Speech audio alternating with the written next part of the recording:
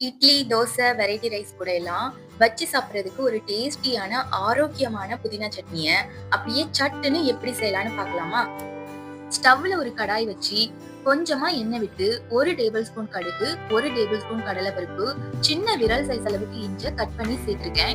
இதோட 3 பச்சை மிளகாய் சேர்த்து வதக்கி விடுங்க. நீங்க காரம் கொஞ்சம் அதிகமா சேர்த்தீங்கன்னா, இன்னும் ஒரு 2 மிளகாய் கூட நீங்க எக்ஸ்ட்ரா சேர்த்துக்கலாம்.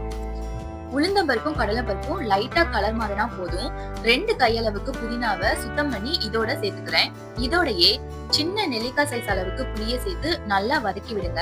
புதினா நல்லா வதங்கினதும் இதோடயே சின்ன கப்புக்கு 1 கப்பு துருவன தேங்காவை இதோட சேர்த்து கிளறி விடுங்க. இதோடயே சட்னிக்கு தேவையான உப்பையும் சேர்த்துக்கலாம். இப்போ ஸ்டவ் ஆஃப் பண்ணிட்டு இது ஆறுனதும் மிக்ஸி ஜாருக்கு மாத்திட்டு கொஞ்சமா தண்ணி சேர்த்து மையா அரைச்சு எடுத்துக்கோங்க. ஸ்டவ்ல மறுபடியும் கடாய் வச்சு இதுல கொஞ்சமா தாளிப்புக்கு எண்ணெய் சேர்த்து 1/2 டீஸ்பூன் கடுகு, 1/4 டீஸ்பூன் உளுந்தம்பருப்பு, கொஞ்சமா கறிவேப்பிலை சேர்த்து இந்த தாளிப்பை அரைச்சு வச்சிருக்கிற சட்னியோட சேர்த்தா சூப்பர் டேஸ்டியான புதினா சட்னி ரெடி.